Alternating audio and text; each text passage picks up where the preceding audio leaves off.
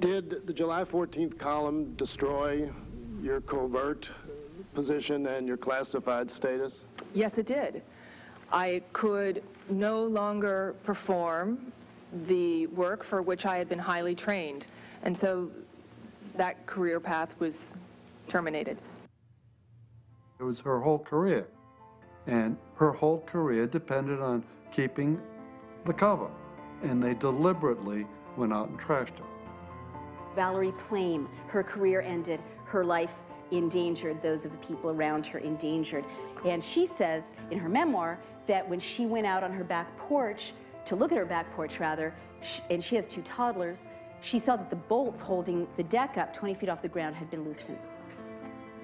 That's right, targeting key individuals.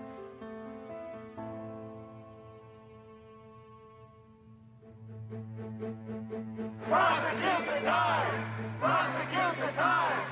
Prosecute the Times!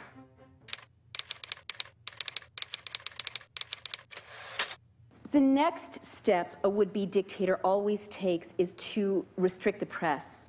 Of course, this is really scary, you know, to me, but it should scare all of us.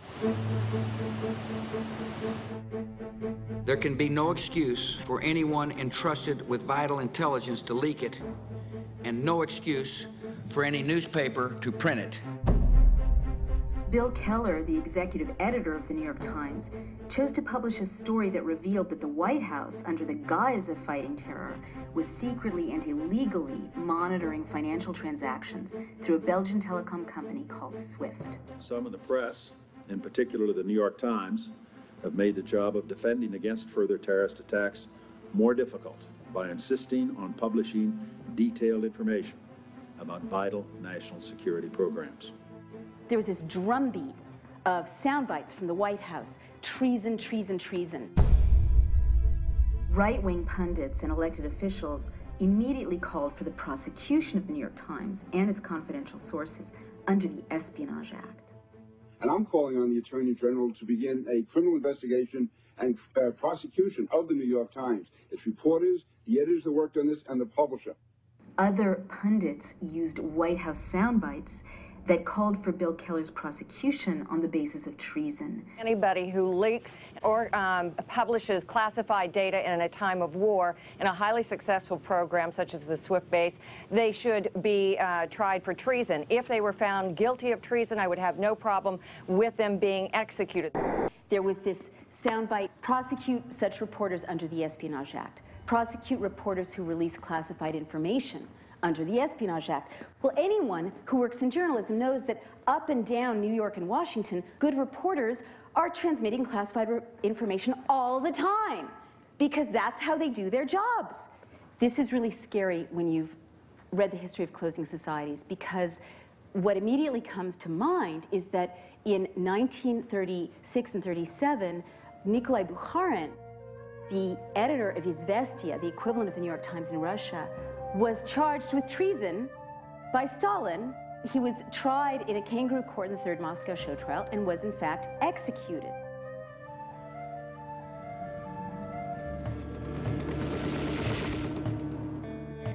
The Espionage Act of 1917 was passed in the run-up to the First World War. The Espionage Act basically made it a crime to criticize the war. It equated dissent with espionage. And what it did was it allowed agents of the state to round up ordinary citizens, librarians, activists, labor leaders, journalists, without warrants. Often these people were beaten, they were imprisoned. Eugene Debs, a presidential candidate at the time, was sentenced to 10 years in prison under the Espionage Act. His crime? He had given a speech about the First Amendment. So this sweep of the Espionage Act silenced dissent in the United States for a decade.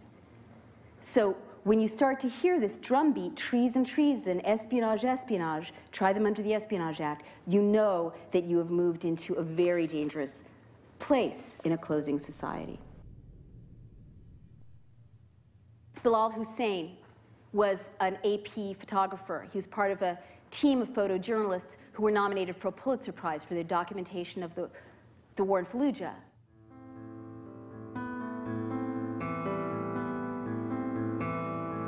seized by the U.S. military and held for over a year. The AP couldn't find out where he was, what happened to him, what the charges were against him. The charge was that he hung around insurgents. Let me tell you, as a journalist, you don't get the story without hanging around your subjects, right? That was a crime. He was practicing journalism. But in that time, if you're the head of the Associated Press and your guy's in custody, God knows what's happening to him, how tough are you going to be on the White House, right? You think it doesn't send a chill? Hussein has maintained his innocence, insisting he was only doing the work of a news photographer in a war zone. You could say, well, that's Iraq. But what if reporters here in the United States get threatened with jail for the crime of practicing journalism?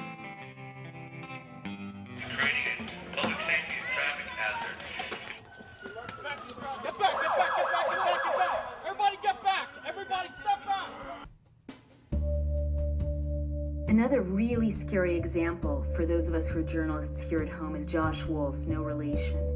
He's an American freelance journalist who was jailed by a federal district court for refusing to turn over a collection of videotapes he had made during a political protest.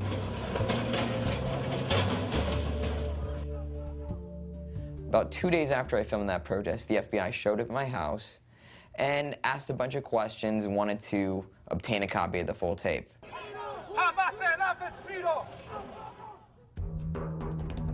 Even after the FBI's subpoenas, Josh Wolf acted like a journalist and refused to turn over his sources. For this, he was sentenced to prison. I figured it would be the journalist spent the night in jail and they decided to drop the subpoena afterwards. This wasn't the case. You're taken by U.S. Marshals from a courtroom, forced to strip down to absolutely nothing, handcuffs in the front, a chain around my waist tied to my feet. I remember seeing this very large guy, giant guy, shaved head, tattoos, looked completely scary as all can be. He's like, "So what are you in here for?" And I'm like, "Oh, I'm a journalist that refused to provide tape and testify before a grand jury about protesters." And he's like, "So you're here for not snitching? That's amazingly cool, man." He's like, "Be sure to tell people about that. You'll get respect. You won't have anything to worry about." And I'm like, "All right, note to self, I'm here for not snitching." Josh served 226 days in an 8 by 10 foot cell. His sentence was longer than that for any journalist in U.S. history. The real risk, the real frightening fact was that the federal government was trying to obtain the identities of people who don't support what this government is doing, and using a journalist as an agent, a de facto agent, to do it. When I was speaking to intelligence officials about WMD in Iraq, they were willing to speak precisely because they knew that I would protect that confidentiality.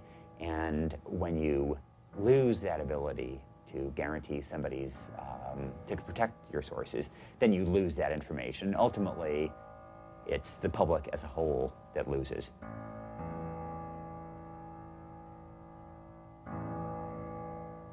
Move! Move! Move! Gentlemen being arrested, and there are a lot of us, but what the fuck? Look at this shit!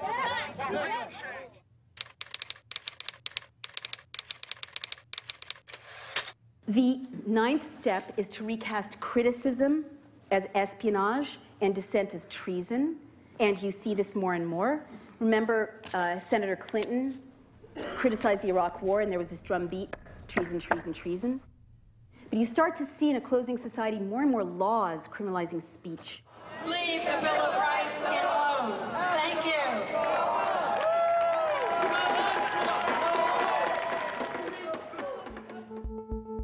We already saw the White House use laws to silence dissent.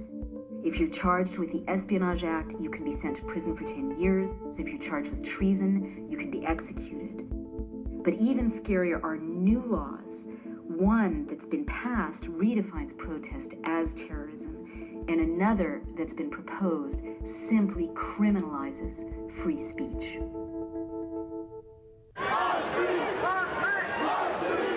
At the Republican National Convention in St. Paul in 2008, 400 American citizens were arrested for protesting.